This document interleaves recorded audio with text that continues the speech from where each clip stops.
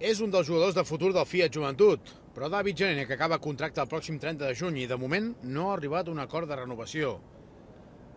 El txec no pensa en el futur i pensa només en el present i no troba cap explicació del per què els jugadors exteriors de la penya no estan a l'alçada de les circumstàncies.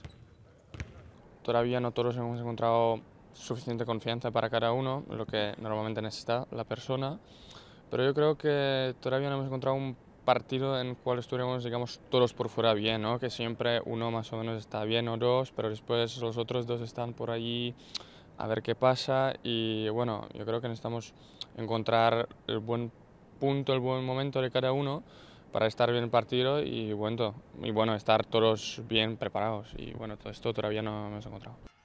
David Gene, que ha exhibit el seu talent en alguns partits, però no ha tingut continuïtat. El txec espera trobar la línia ascendent del joc en aquesta segona volta.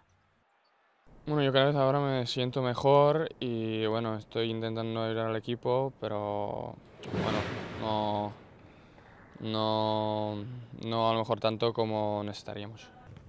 D'altra banda, Puigdemont no s'ha ressentit de les molèsties que arrossegava a l'espatlla i després d'entrenar-se aquesta setmana amb normalitat, ja està a punt per jugar diumenge contra el Barça.